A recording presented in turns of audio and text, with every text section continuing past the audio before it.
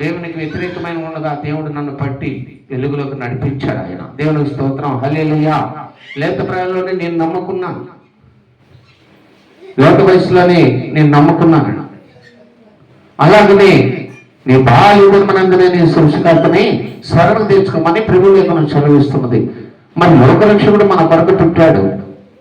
మరి ఆయన పుడుతున్నాడు, సంవత్సరాలు గడిచిపోతున్నాయి, కానీ నువ్వెందుకు ఆంక్షలు పెట్టుకుంటున్నావు రక్షణ కొరకు? ఈ నిరీక్షణ నిన్ను సిగ్గుపరచదు అంటున్నాడు యేసయ్య. నిరీక్షణ సిగ్గుపరచదు, ఈ నిరీక్షణ నిన్ను సిగ్గుపరచదు. ఎందుకు సిగ్గుపడుతున్నావు? యేసయ్య మందిరానికి రావాలంటే ఏమనుకుంటారు? బైబిల్ పట్టుకోవాలనుకుంటే చిక్కు. కోతగాడు అంటున్నాడు, కోత సమయం వచ్చినప్పుడు, కోత సమయానికి కోతకు పిలిచినప్పుడు నువ్వు కొడవలు తీసుకొని వెళ్ళాలి కదండి. కొడవలు తీసుకొని వెళ్ళకపోతే కోత ఎలా వస్తావు? నేను పల్లెలో పెట్టుకుంటాడా రైతు? నువ్వు కోతకు వెళ్ళాలంటే కొడవలు ఉండాలి. అందుకనే యేసయ్య చెప్తున్నాడు, ఇది కోత సమయము, కోతకు సిద్ధంగా ఉంది పంట, కోయిటకు మాత్రము మనుషులు లేరంట. కోత సిద్ధంగానే ఉంది, మనుషులు లేరు.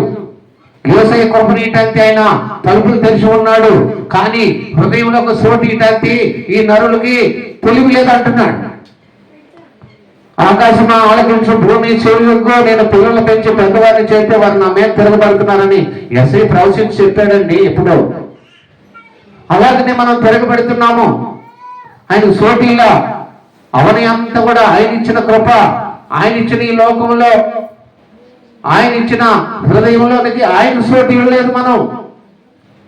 అదే ఆయన కోరుకుంటుంది నీ మారు మనస్సు.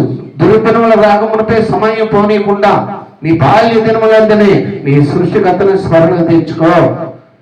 ఇప్పుడు యేసయ్య స్మరణ తెచ్చుకుంటున్నా.